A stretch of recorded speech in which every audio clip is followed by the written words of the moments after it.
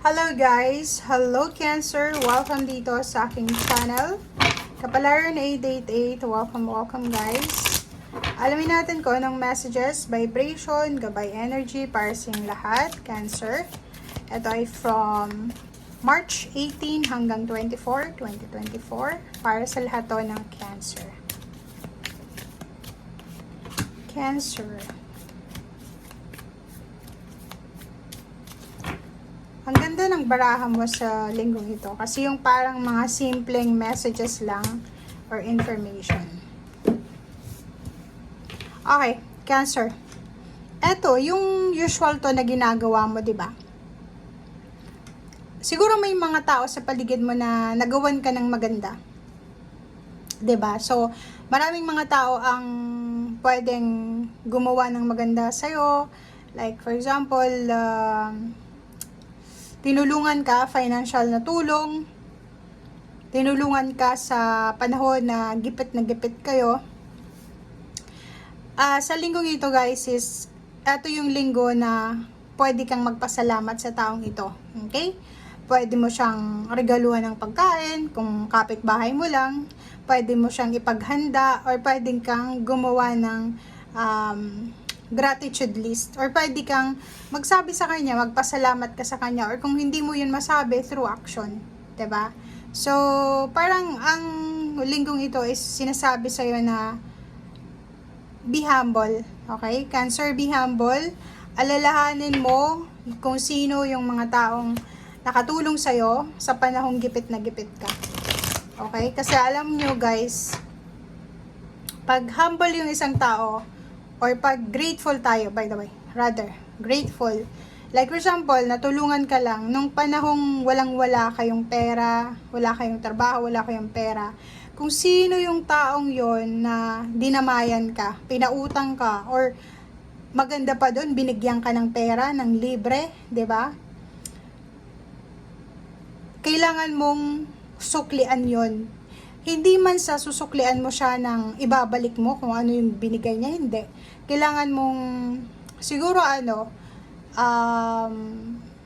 magpasalamat ka sa kanya sa ibang paraan, like tumulong ka din sa ibang tao, or at the same time, wag natin kakalimutan yon. Okay?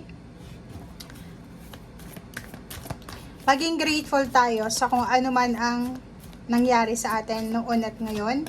Magpasalamat tayo doon sa mga taong nakatulong sa atin. Okay? Mental conflict. Triumph.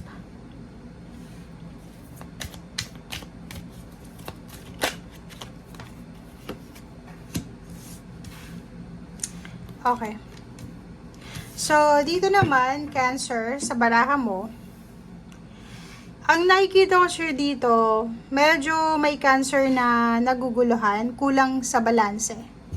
'Di ba? May mga Cancer sa inyo na parang nagdadalawang isip kayo. Marami kayong gustong gawin, 'di ba? Marami kayong plano. Ang dami-dami yung plano, Cancer, pero parang feeling nyo, natatakot kayo. Hindi nyo alam kung ano yung gagawin nyo, hindi nyo alam kung ano yung decision making na kailangan yung isa-action. Ang mental conflict na to is parang yung balisa ka lang, 'di ba? Balisa ka sa kung ano yung decision na gagawin mo, hindi ka makatulog sa gabi, namumroblema ka kung ano ba yung tamang decision dito, ano ba yung tamang actions or reaction dito. So parang ganun. So hindi ka mapakali. So dito sa baraha mo, dalawa, sinasabi na kailangan mo ng balanse. And if ever man naghihintay ka ng success mo, ng triumph, ng victory, maghintay tayo, be patient. Okay? May mga Cancer kasi na parang pag nadi-disappoint sila, like may nag-expect sila, 'di ba? Tapos pag hindi nangyari yung expectation nila, bigla silang nagiging moody, nagiging tawag dito, nagiging moody sila, nagagalit sila sa mundo, nagagalit sila sa mga tao. Parang ganun. So, I hope na hindi ganun yung reaction mo. Kasi, ang kailangan mo is, siguro kailangan mo ng suporta. Kailangan mo ng balance nga, 'di ba? Hindi masyadong balance yung mga pangyayari sa paligid mo. Nag-aalala ka eh. Ang nakikita ko sa'yo dito, nag-aalala ka para sa future mo, para sa future ng pamilya mo. O nag-aalala ka, siguro wala kang trabaho, or siguro wala kang pera. Parang ganun. Kaya, dumarating ka na naman sa panahong ganito. Diba? Na parang natatrap ka na naman sa takot mo.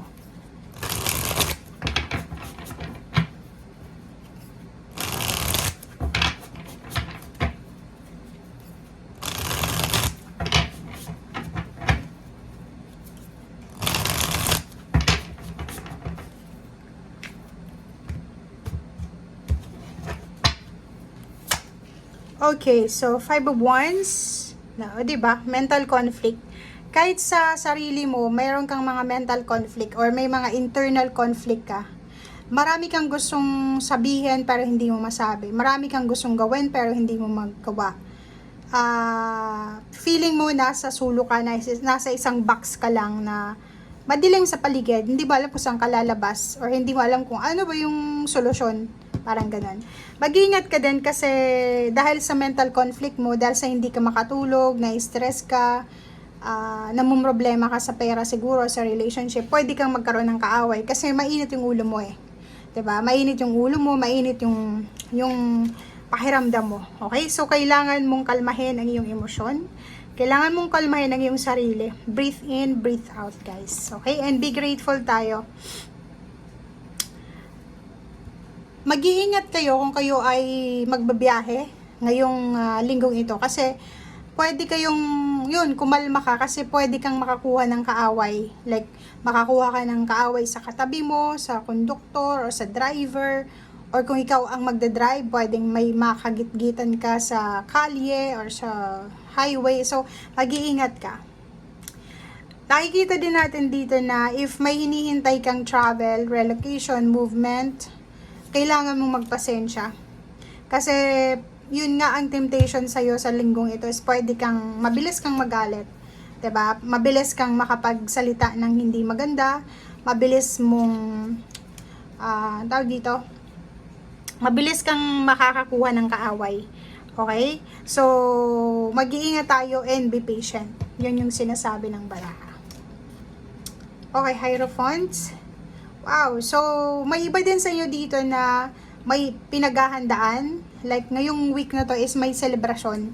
Pwedeng may celebration, is either birthday celebration ng family members, wedding anniversaries, graduation, or kung ano man tong klase ng okasyon na posibleng maganda to na i-celebrate, okay?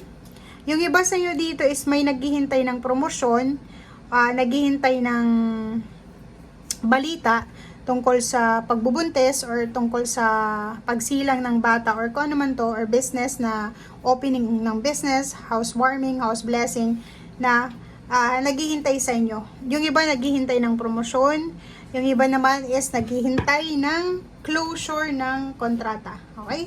So yan ang sinasabi ng baraha. Maraming salamat and see you again. Bye!